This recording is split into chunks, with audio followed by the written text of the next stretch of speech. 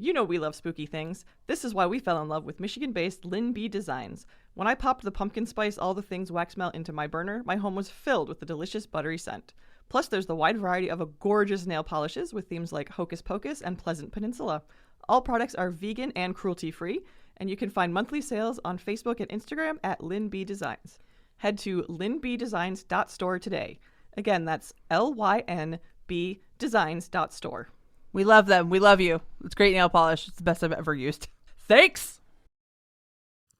Michiganders can be a superstitious bunch. We find all sorts of reasons to explain the world around us, sometimes pulling from science, sometimes tradition, and sometimes from our imaginations.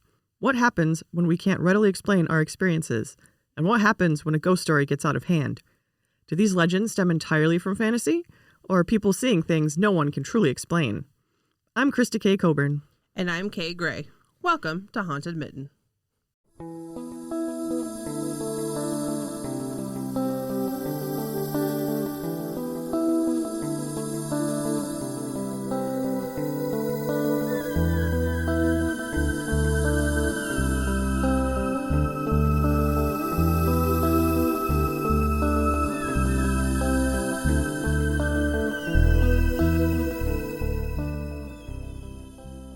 Hey Kay, did you know that Michigan is the 8th state in wine grape production in the U.S.? Nope. Why would I know that? I looked it up. It's fine. And we're 13th in wine production. Cheers, everybody. Our wine is the tastiest. I do like our wine. We grow a lot of, I would say, German grapes and wines. Why not? So if that's what you're into, come to Michigan. I guess, yeah. And when it comes to breweries, which would be my husband's favorite, we're among the top 15 states. Honestly, I thought we'd be a little bit higher. Oh, burn. Because Grand Rapids and Kalamazoo keep going back and forth as Beer City, USA. Oh, that's true. So, I forgot about that. Yeah, I thought, but still, top 15 out of 50, that's not bad. Yeah? Yeah. According to the Brewers Association, 398 craft breweries were in operation in Michigan in 2020. It's a lot. That's a lot. And also in 2020, Michigan had 86 craft distilleries. So what you're saying is we have many different kinds of spirits in this state, and in this episode we will be talking about both kinds. Correct. Hey! I'm personally partial to the craft distilleries. That's probably my favorite. Wineries second, breweries after that. Correct. That is the correct order in which they go. Sorry, people who disagree with me. Probably my husband. Hey, we are not beer drinkers. That was probably no surprise to anyone. I'm not. And I'm actually going to start with one that my husband Greg and I visited a few years ago for our anniversary.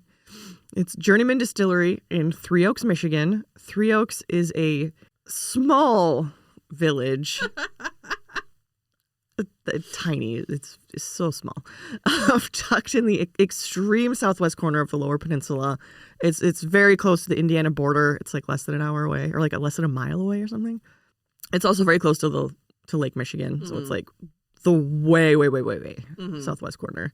The nearby cities include New Buffalo and Union Pier are probably going to be ones that people are more familiar with if they're familiar with this area at all.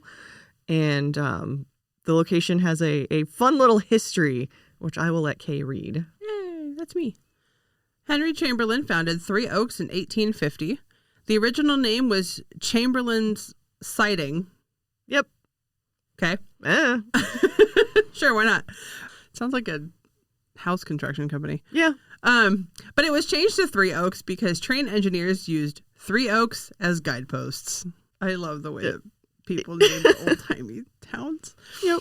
But hey, but guess what? All three of those trees are gone now. Yep.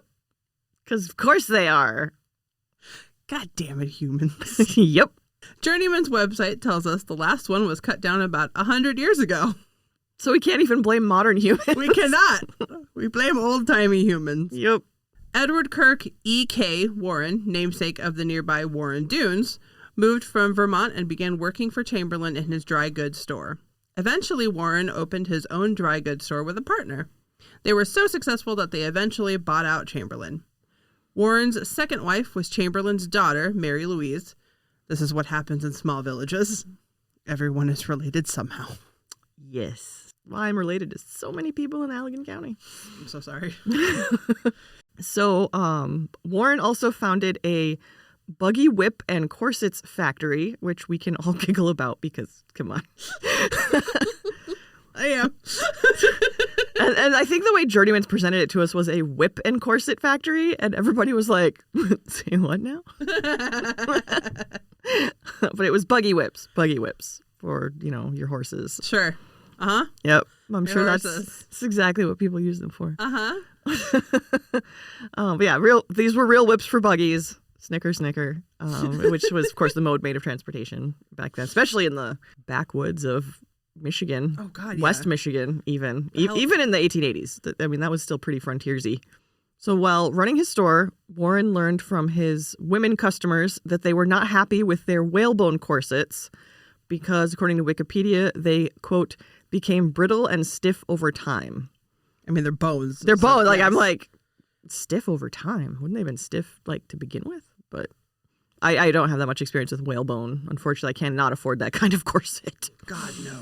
So when Warren was visiting a feather duster factory in Chicago, which was very close by, he learned that the factory threw away the feather bones, which were pliable and strong. Warren actually revolutionized corsetry by using these feather bones in place of whalebones.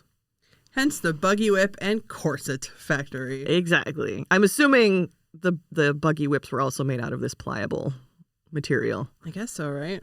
I've And only ever seen them in movies, so I have no idea. Yeah, It and never dawned on me to think about what they were made of. no, yeah, I never considered feather bones. Like obviously they have them, Right. but I never considered them existing. Nope. Not even Like, a I little just- bit. So he like totally revolutionized women's underwear. Yeah. That's pretty crazy, actually. Yeah, it really is. From this tiny little village, which is still a tiny little village, adorable and worth a visit, but So you're welcome, Very small. women, I guess. Actually, as a corset wearer, yes. Yeah. I am actually pretty thankful that. yeah, because now you get like the steel, and that is very unforgiving. Yeah. But then like the cheap plastic crap is just so pliable it may as well not even be in there. Yeah, I think my corset is it's not steel, it's like spring boned. Okay, that would be better. It's I'm guessing. it's called a power corset. It's from Crimson Rose Masquerade. Everybody should actually go check that out because she's a wonderful person. It's specifically designed to be worked out in. You can swim in it, you can sleep in it. It's meant for people with EDS and arthritis and all those wonderful things that, we all suffer from these days. So it's quite pliable, but it still keeps you in and holds you up and kind of takes the pressure off your back. So Yeah. It's very nice. Because I've tried on the steel boning, and it's like I It's also have a steel bone. very unforgiving. I am not I don't actually wear my steel boned anymore. Yeah. And the plastic ones, I'm like, why is this even here? You're not holding my stomach in at all. Bring back the feather bones. Apparently. We want the feather bones. I'm very curious about this. But anyway. Anyway. Another thing about E.K. Warren, I love that his name is E.K. He was a staunch prohibitionist. Oh. This will become important later. So it is perhaps ironic that today his old factory is a distillery. Take that, I guess. Yeah. Suck it. It's actually one of few certified organic distilleries in the U.S., which is pretty cool. I don't know what that means. It's in like the making process. Okay. So like none of their hops or barley or whatever it is. None of their grains. I'm assuming, and probably the treated. I don't know if they use ash filtration. They make a few different things, so there are a few different processes going on. It was a really fun tour, actually. I recommend it.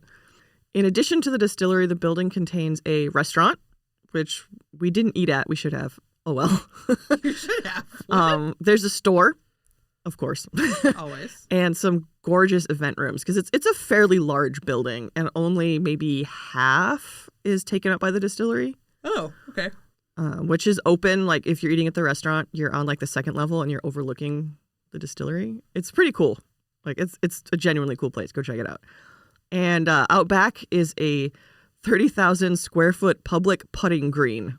Okay. Founder really liked miniature golf, guys. I guess so. I think there's a contest or competition every year too. I can't remember, but yeah, he just really liked, or I can't remember how many people founded it. They just really liked miniature golf, and so they were like, I'm going to build a 30,000 square foot putting green. Fuck it. If you have the money, why not? Yeah. I've got a successful distillery. Indulge in your hobbies. I don't know. But yeah, we went on the tour probably 2021, I believe, is for our 5th. And we did the tasting at the end because that's why we were there. Right. This was Greg's tour. It wasn't mine. Because I don't particularly like whiskey, bourbon, or gin. But I actually really did love their Snaggletooth coffee liqueur. That was delicious. I'm not even a big coffee person. That was freaking delicious. And their OCG apple cider liqueur was phenomenal. I cannot tell you how good that was. What does the OCG stand for? I cannot remember. 'Cause I know they told us, but it wasn't on my tasting card. Oh, okay. So they give you a tasting card and you could write things. And I believe I took a picture of mine and posted it on the internet because I had some really amusing reactions to some of these. And anything I couldn't finish, because they just give you like a little tasting. Yeah. But it's like you're trying like 12 different things. So you could be smashed up. Yeah. So like maybe hang out in the restaurant afterwards. And a lot of the things I would have like a tiny sip and be like, and I'd give it to Craig. He was very happy by the end of that tour. Yeah. So we actually ended up taking a walk through the village because To sober him yeah, up? he needed to sober up a little bit before driving. And the village it's like, like the 4 corners of a town. That's it. Oh. I'm not even sure it was 4 corners. I think it might have been shaped like a T. Like it's tiny. But it has some really old architecture, and most of it is either made by Chamberlain or Warren, I believe, because they were the wealthy guys in town. Fair enough. So, like, Warren's name is on a lot of stuff. Interesting. Okay. I took some pictures. They're on my computer somewhere. So after the tasting, obviously, I asked the person who conducted our tour if the distillery was haunted. Because this is just what we do. We walk in the building, so we go, hey, Yeah. y'all haunted? Greg was like, I wonder if this place is haunted. We should ask. So I was like, all right. So we right. did. And he was actually really excited to tell me, yes, absolutely. By E.K. Warren himself. Dun, dun, dun. Surprising no one. My prediction, he's pissed. Yeah, it's thought that Warren is upset that the very thing he fought against is being produced in his old factory. Which, yeah. I feel like that's a pretty logical conclusion, right? And he was like a big prohibitionist. Oh. Which is interesting for a man, actually. I kind of wonder where that comes from, but Yeah, usually you hear about like the temperance movement and women being like, get our men to stop drinking because they're horrible people when they're drunk. yeah. Responsible drinking. Responsible drinking is the answer. Correct. But yeah, people have allegedly seen him. And also, I think, like, parts of him. I don't know how many full-body apparitions. But yeah, he's apparently been seen. Okay. I believe there are other reports of, like, footsteps and, your kind of typical haunting stuff. Mm-hmm. It's been a little while, so I don't remember exactly. I thought I wrote it down, but I couldn't find it. But if it's typical stuff, my mind kind of goes like, yeah, okay. But yeah, it was seeing him was the most interesting part to me, that people have seen him. Right. But it's like I said, it's a really cool place. The tour was interesting. The tasting was fun. It's not a place I ever see listed on haunted lists. So you're hearing it from us. Right? I guess. I mean, you asked him, so. Yeah. And he was like really excited that I asked. And I was awesome. like, oh, I wasn't expecting that reaction, but awesome. All right. Let me scribble down some notes. So yeah, it was cool place. It's right near the Indiana border, very close to Lake Michigan, and the Warren Dunes, which the Warren Dunes are also pretty fantastic. Yeah. I think Greg mostly climbed them in wearing his cowboy boots, Good Lord. which got filled with sand. He made it almost all the way to the top, and then he had to turn around and come back because the sand it's so soft and loose that it was like he would take steps and he just wasn't making any progress. Yeah. So he was like, no, I'm on an escalator. I'm not going to make it to the top. And he wasn't prepared to climb a dune that day. He was like, that was harder than I thought. I'm like, yeah, dude, it's a dune. Sand is not solid. No, I've tried to climb a few and not made any of them. Yep. Aaron got to the top and took pictures for me. Yeah, and he didn't. I saw him and he just kind of turned around and sat and was like, okay. And then he came out. I took pictures as he got smaller and smaller as he got towards the top. But it's gorgeous. Check him out. It's close to Chicago too. Make a whole vacation out of it. Hell yeah. Three Oaks, Michigan. Journeyman Distillery. Tasty stuff. Tasty. And there's stuff you can only get at their store also that they don't sell in stores. You have to get it from them. Goodness. Yeah. That's a way to get people to you. Yeah, because apparently they're like one of the best. Like Greg was really excited to go. Oh, okay. That's awesome. So, and yeah, the things I had were pretty tasty. Some of them were just too strong for me. Right. But I do not enjoy those flavors. Nope. Okay, now we move a little closer to home. Our home, not necessarily yours. Anyway, about a 45-minute drive north of Ann Arbor is Fenton, Michigan, home of the Fenton Hotel, Tavern, and Grill. Originally a hotel, the tavern was built when the railroads arrived in town in 1856. Today, the tavern maintains many of its original architectural features. There are a number of reports of unexplained activity here. According to MichiganHauntedHouses.com, quote, the hotel turned restaurant is believed to be haunted by an unknown gentleman with a hat who frequents the bar drinking whiskey. Other paranormal events reported include wine glasses moving across the bar, as well as disembodied voices and brushes across people's bodies, end quote. And in the comments, our favorite place on paranormal websites, we have, quote, I've been going here since I was a kid and have experienced weird occurrences myself. There is said to be the spirit of a woman that hung herself in the woman's bathroom. Yeah, when me and our family friends would go to the restaurant, we would love to play Bloody Mary in that same bathroom. Why would you do that? And though it only worked once, okay. that was all we needed. Some other women have reported having their hair pulled from above them as they sit in the last bathroom stall, as well as cold spots. I also remember a time where I went into the bar with my parents. A friend of theirs worked there at the time, so we stopped in during closing. And out of the blue, a glass shattered on the shelf. I can safely say that it scared the crap out of me, and their friend seemed unfazed, saying that it happens quite frequently, end quote. And another commenter said, my wife and I had dinner last month, and a tall older gentleman offered us a shot of whiskey, which we happily accepted. After he walked to the bar to order it, he suddenly vanished right before our eyes. We asked the bartender what that was, and she just said our resident ghost does that often, and we weren't just seeing things. We will be back as that didn't obviously scare us, but rather intrigued us. Okay. I'm curious about the Bloody Mary thing, but okay. Yeah, I'm like, you just mentioned it in passing. It worked once. Well, it worked once. I was like, wait, what? I'm sorry, it worked once? No. You need to go back and explain that more, please. Yeah. Lisa Hoskins, in her book Ghosts of Bay City, Saginaw, and Midland, talks about a former custodian named Emery who is thought to still be there in spirit. Literally. Loud footsteps and pounding on the walls are heard from his former room, which is located on the second floor after the customers have all left. Other activity includes an invisible force that grabs female waitstaff by the arm or on their butts, always their butts. Oh, yeah. And a man at table 32 who orders a shot of Jack Daniels on the rocks but disappears when the drink is ready, thus wasting alcohol. Mm-hmm. Regarding the hair pulling in the women's bathroom, rumor has it that this is caused by a prostitute who became pregnant and hanged herself. Great. Yep. Great. I feel like that's always a thing somewhere. This is like, oh my God.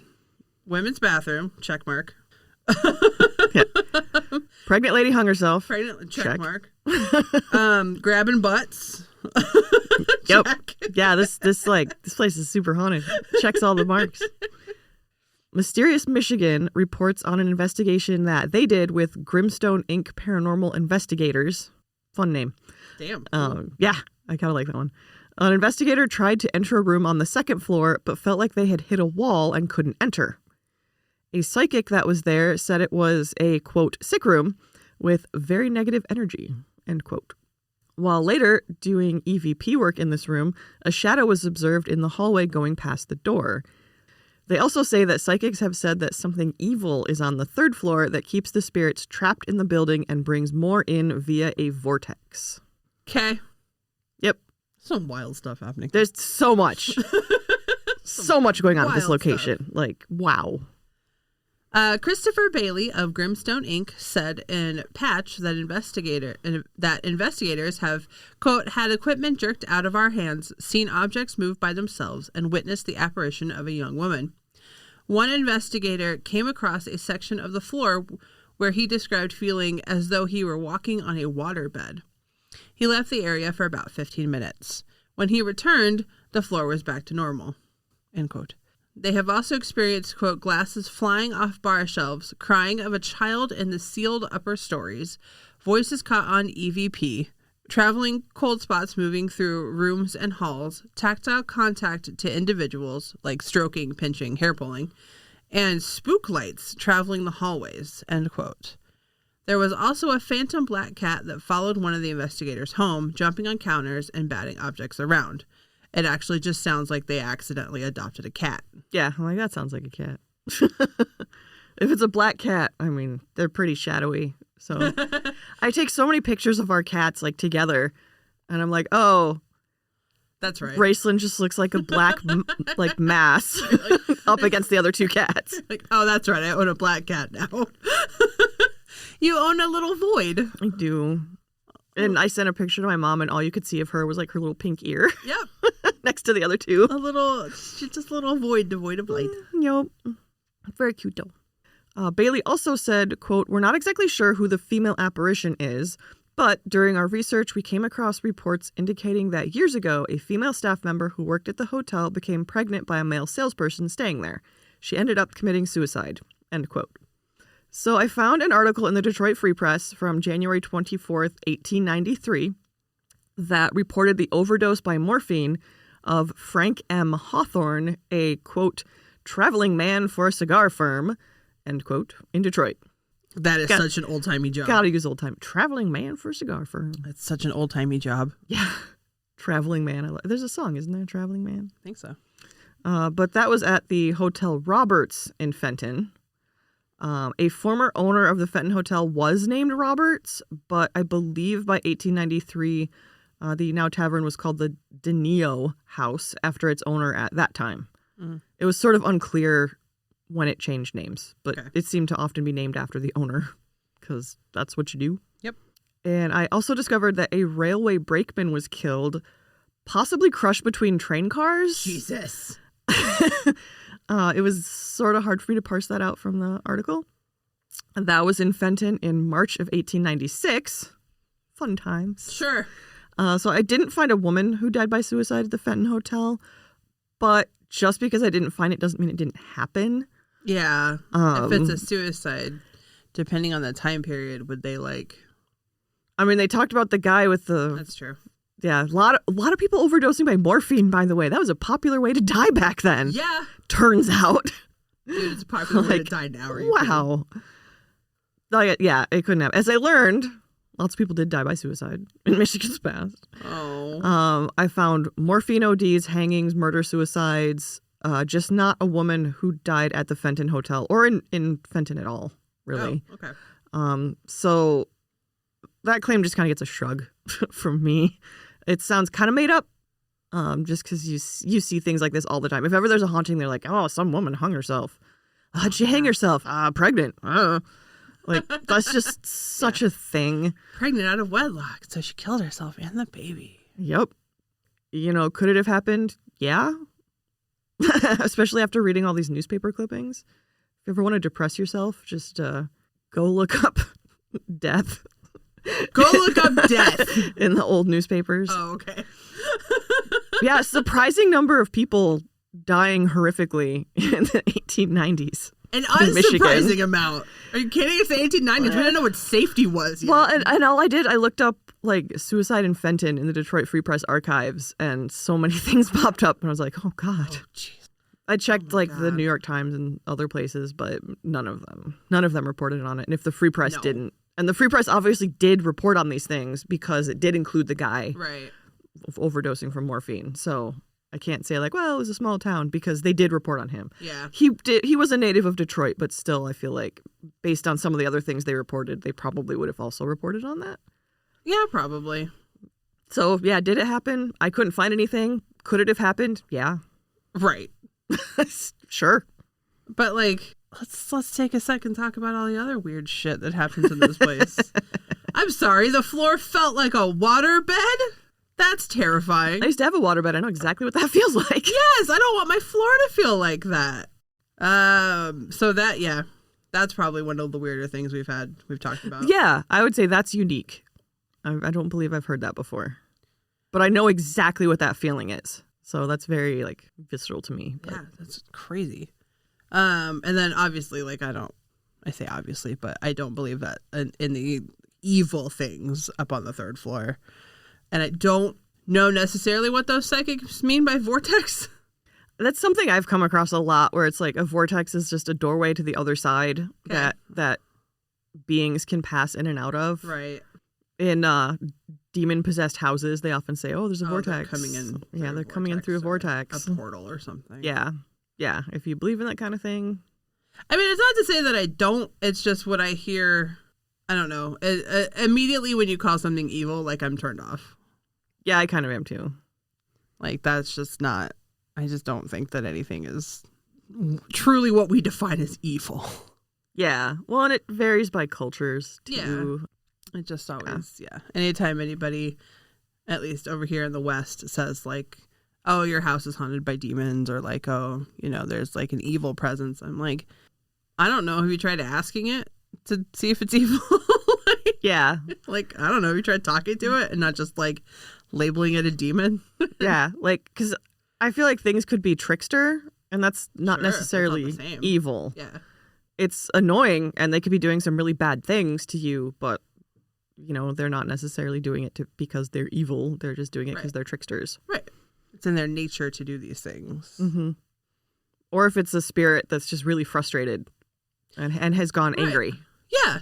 Or like is pissed off because it's either like, it doesn't know they don't know what's going on or what they want, or like why people keep, being in their space, or like there's a whole like myriad of things that it could be before we jump to like demons or evil. Yeah. Why are you making whiskey in my old buggy whip factory? Warren is just pissed off. He's not evil. He's just mad about it. Yep. I think it's pretty ironic that... That's hilarious to me. Sorry, Mr. Warren. Sorry, Mr. Warren. Your dunes are beautiful. Yes. And you have a very beautiful factory. Thank you for doing all that you did. Sorry, we like our booze. Yep. Yeah, Greg was like, oh man, if we were getting married today, this is where we'd go. I'm like, yeah, I know. Hopping over to hauntedplaces.org's comments section, we have more personal stories of the Fenton Hotel. I love how many personal stories there are in these comment sections. I was just like, gold mine. Let's go stay in Fenton. Yeah. Quote, there is a black cloak that has been thrown out many times by the owner that comes back and hangs itself back up on the upper floors, end quote. But then also, quote, I worked there and have never heard of this, end quote. Another person said, quote, the first time I went, I was seated by a lady in the bar area in one of the booths off the wall. She took our drink order. I felt very uncomfortable. It was weird. The lights were flickering. We placed our drink order, watched her walk through the kitchen door. Never to see her again. Then a young man came over to take our drink order. I explained the hostess took it. He said there was no hostess, but she sat us. I was confused and left, did not stay. Second time was Valentine's. They sat us in one of their banquet rooms. No bad vibes. A lot better in that room. Got to enjoy my dinner. Nothing but good vibes. Nothing like my first experience. Glad I went back. End quote. I'm glad they went back. I'm glad they tried again. I do sort of wonder about this hostess. Could that have been like a time slip? Sounds like it. Because it just sounds like she was doing her job. Yeah. Like, instead of leaping to ghost, like, could it have been a time slip situation? Yeah. Where, like, in her time period, she's like, where'd that guy go? I just sat these people. Where'd they go? They just disappeared. People. Right. So now she's telling stories of like, oh my God, this patron came in and then they disappeared. It was a ghost. Like, I had their drink right here. I don't. Yeah. Because there's a story about the guy ordering whiskey and then disappearing. Yeah, that's true. Yeah, maybe that's a time slip too. On repeat, because apparently he does it a lot. Well, yeah, time slip or residual or whatever. But yeah, I think both of those parties in that instance were very confused. Yeah. That's my thought. Instead of it being a ghost, it could be like a time slip or something, because she seemed obviously solid.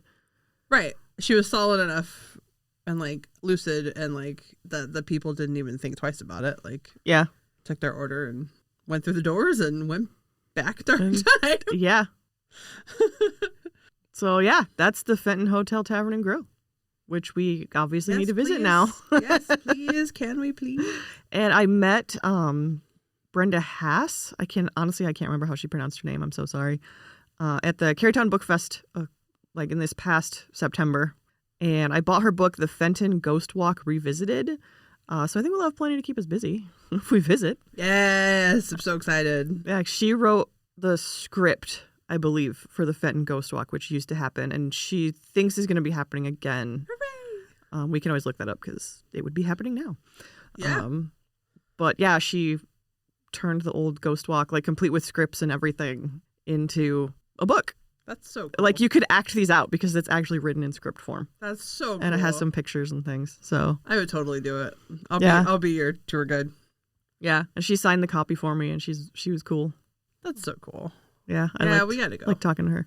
Fenton's not that far. Not really. I mean, we've passed it several times on the highway. Yeah, and it's you have to go through it in order to get to the Ren Fair. Yeah. I don't know. We could just go for dinner. Yeah. I would drive that far. Oh yeah, absolutely. Wander around a little bit, see what else is haunted. Yeah. I mean, evidently they did a whole walk about it. I know. So it's got to be a lot, right?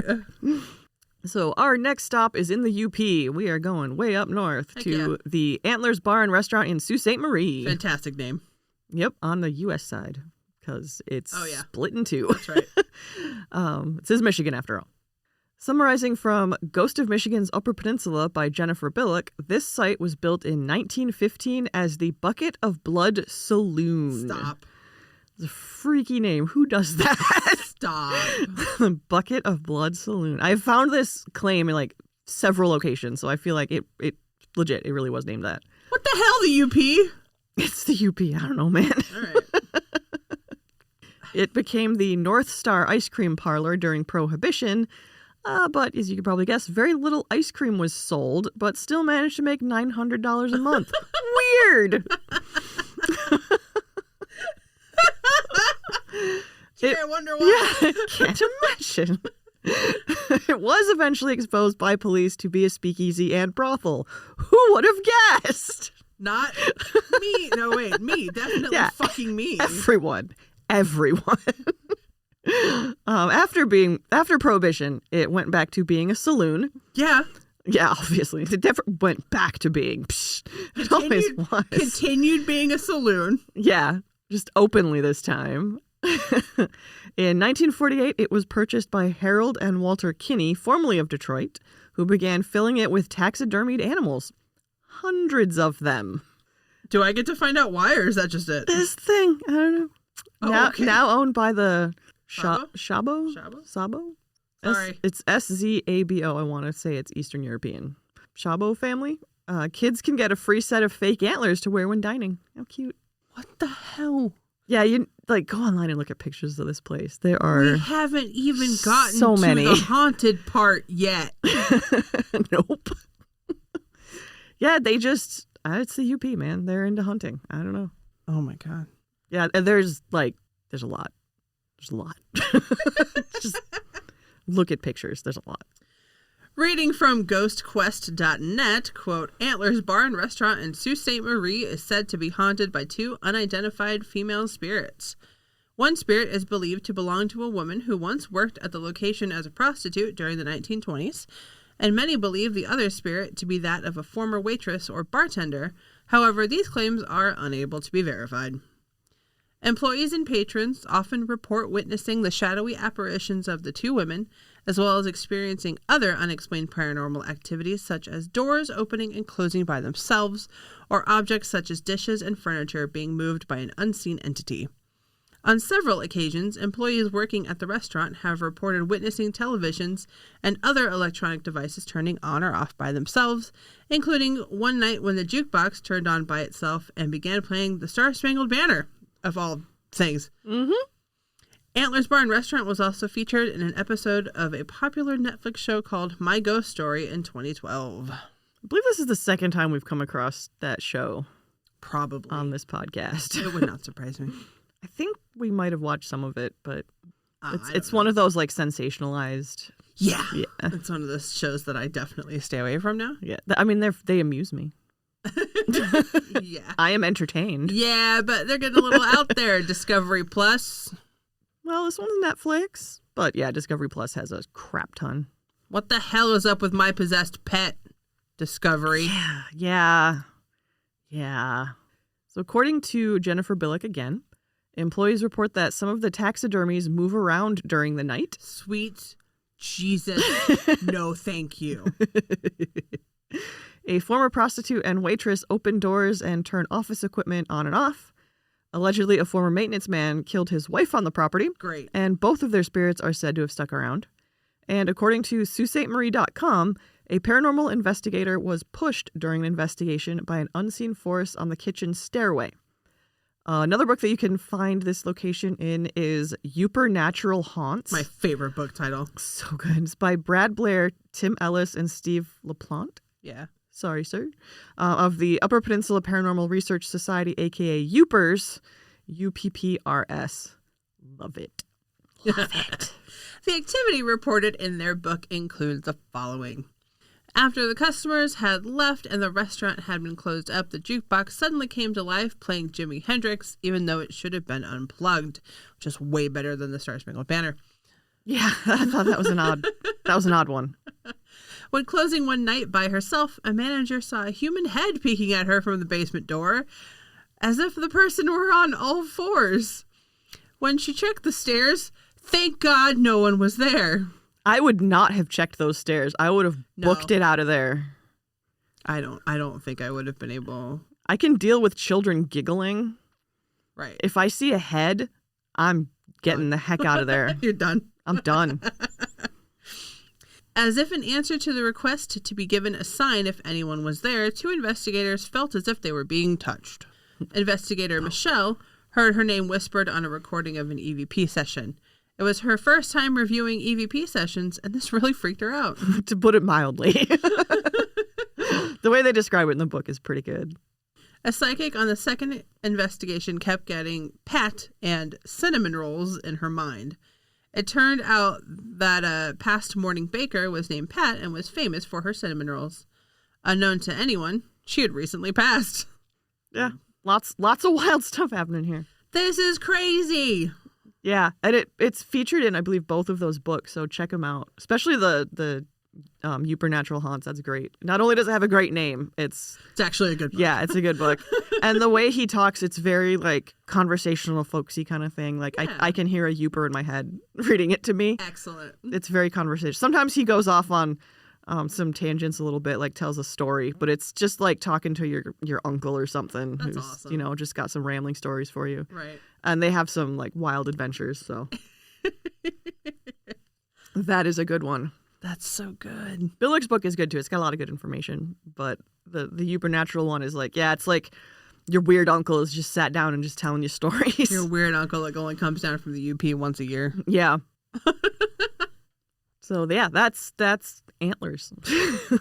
Which, okay. yeah, we'll have to check out for in Sault Ste. Marie. Terrifying. Which hopefully, because that's where the big old Michigan Paracon is. Yep. So Yep. I'm hoping next year we can make it. I have not been to Sault Ste. Marie in a very long time. I've never been. I think I was there when I got back from Japan, so I think I was there in 2003 because we went to the Sioux Locks. Okay. Which are pretty cool. And I actually want to go through the Sioux Locks because I think I'm a dork and I think that'd be really fun. I think it'd be fun.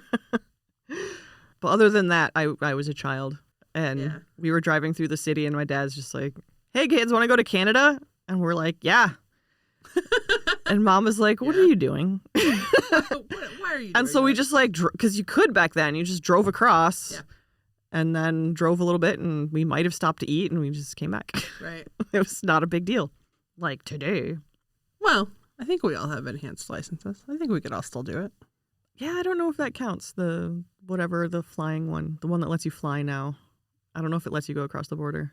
Oh, I don't know. I just renewed mine and it still does say enhanced. And then it says qualifies for whatever the Okay. act is that they passed or whatever. And I was like, oh, I guess they are still different. We're going to come back downstate now to Willis, Michigan, which is another little community. This one's south of Ypsilanti, so very close to home, We are talking about Bonehead's Barbecue, a place I've also been. Nice. Twice, I think. I'm pretty sure. I think we took my brother-in-law out there. Oh. It's been a little while. I mean, obviously COVID. It's been a little while for everything, but Right. this is a bar restaurant, and from what I remember, a lot of bikers hang out here at the bar. It's a pretty cool place too. It's worth the little jaunt off the highway. Mm-hmm. And Boneheads is pretty proud of their haunted status. There's a whole page on their website. Like they are into it. The website is boneheadsinc.com. And I will actually have Kay read a little history about the building that also comes from their website. Quote, the building predates the formal establishment of the village. We believe our building was constructed around 1865. Over the years, the structure has served as a coach stop, granary, butcher shop, ice house, post office, and general store. When the building was restored in the mid-1980s, antiques, walnut cabinets, and oak trim were brought here from parts of southeast Michigan and northwest Ohio. Woodwork, lamps, and trimmings were carefully selected to authenticate the old general store appearance.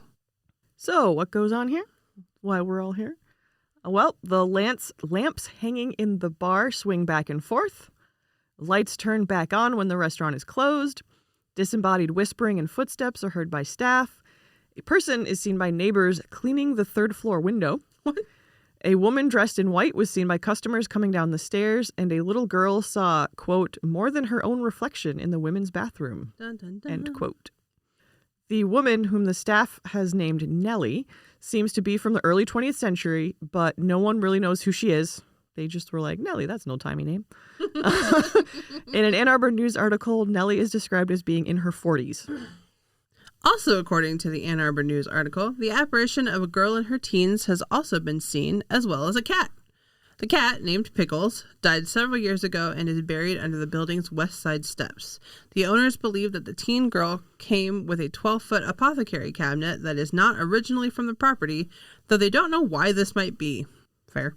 Yeah, you got all these antiques. People could be attached to things. Sure. Yeah. Once, an employee dropped a lighter, and an unseen force pushed it back to her. Oh, okay. It's helpful. Thank you.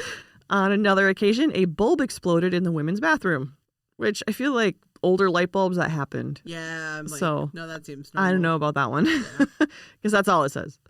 The lights flicker on and off, as we said, doors open and shut. A vase was seen floating in the air before crashing to the floor. And, quote, an employee reported someone ran fingers through her hair while she was all alone, end quote. Too far, ghost. Yeah, that's like, ooh.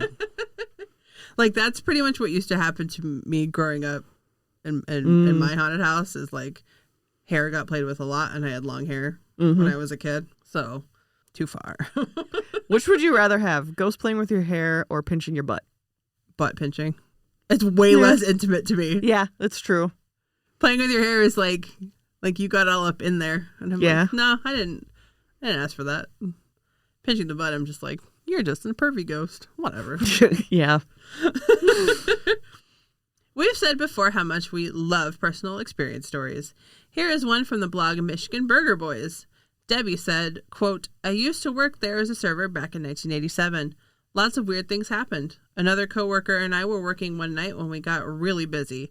I went to hurriedly reach for a coffee cup when it floated in the air right into my hand. Another time after work while in the women's bathroom, I was looking in the mirror and saw a lady behind me. When I turned to her, no one was there. I worked there for 8 years and have many stories. I want more. Please. Debbie, please. I feel like that's like me and Crazy Wisdom. Yeah. Many stories. Another commenter, Paul, said, I used to live in Willis many years ago and would go to this restaurant often. On one occasion was alone at the saloon/bar having a brew. All of a sudden, I saw this blue flash go down the length of the bar. Asked the bartender if he saw it as well. She said, you just saw Nellie. Really? Said, great, give me another. Hurry. LOL. I like his story. Cool, I need to drink more, please. Why would Nellie go down the length of the bar? I don't know. As a blue flash. Interesting though. You know? Yeah. It makes me think of like pouring out a line of alcohol and lighting it on fire. Yeah.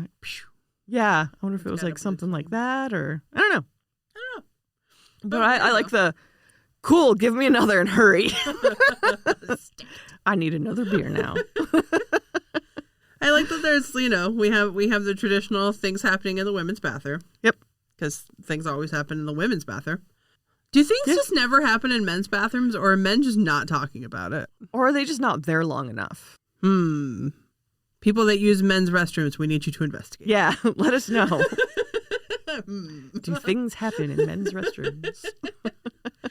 There's a white lady, or a lady in white. I guess it's not like a full-on white lady, but yeah, a lady in white. Yeah, people have seen coming down the stairs. I know. That's I took a cool. picture of the stairs when I was there. I didn't get anything because it was on like an old phone. The pictures now are like super blurry and just like kind of makes me sad. Like, this used to be so picture perfect and clear, and now it just looks like trash. I know. Oh, that's the crappy thing about digital phones, digital cameras. Yep. Like, Yeah. And then I like that things could be hanging out in the old furniture that they brought in. yeah, because they did. It's interesting. 'Cause like I said, I've been there, and it's like you're eating in someone's home or like in a store or something. The way they have it set up, it's very different. Okay. Like, I can't say like it's odd, but like it's different because I really did feel like I was eating in somebody's like dining room or living room or something because there's just all this furniture around you. Yeah. And it's an old building and it's pretty neat. That's cool. There's a restaurant in Spring Green, Wisconsin. We were there for my BFF's wedding. That sounds very similar.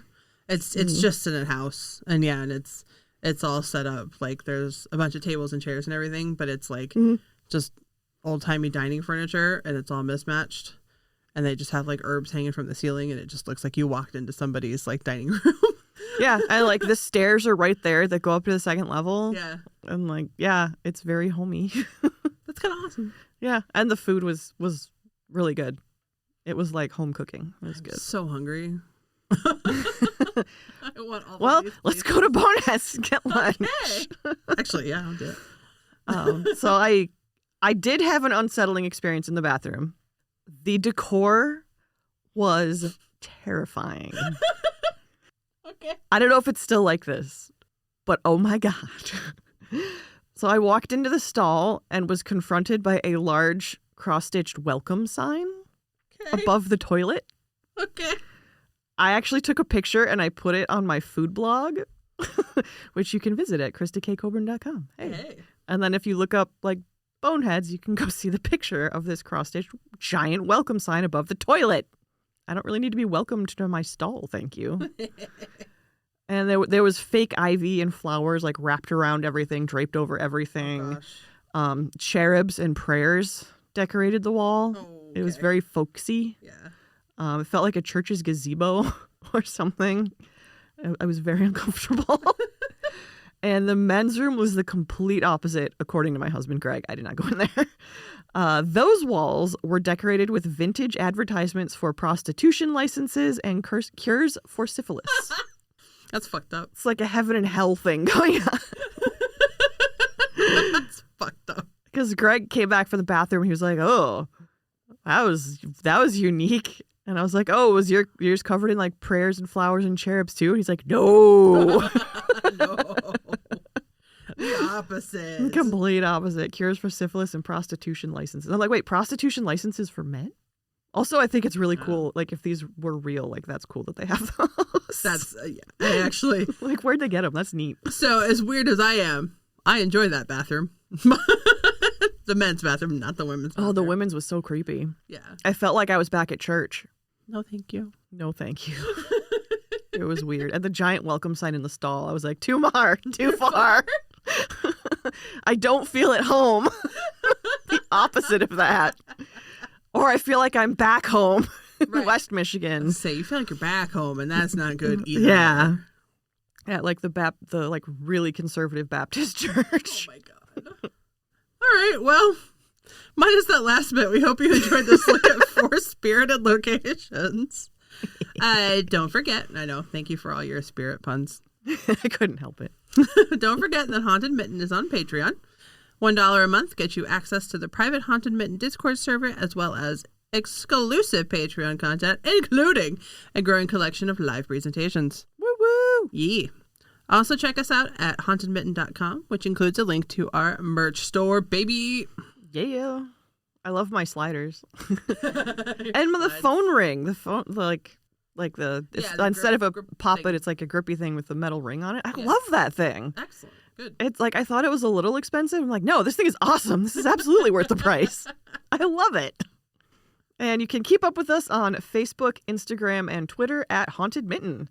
You can find me in the same places at Krista K. Coburn and K at K. Gray Writes. And you can email us at contacthauntedmitten@gmail.com. Let us know if any male restrooms are haunted Yeah. or unisex. Just something other than the ladies' room. Right. Other than the designated ladies' room, because we're tired of being haunted. Yeah. If your bathroom at home is haunted, I want to hear about it. Season 5 premiere, Haunted Bathroom. God, we really could do an entire Actually, we episode could, on yeah. haunted We joke about that, but no, we actually could do it. It's like in every episode. And don't forget that any books we mention on the show are available for purchase at bookshop.org/shop/hauntedmitten. They make great holiday presents. They do. They're like, I would, yeah. Get me some haunted books, baby. Hell yeah. And as always, happy haunting.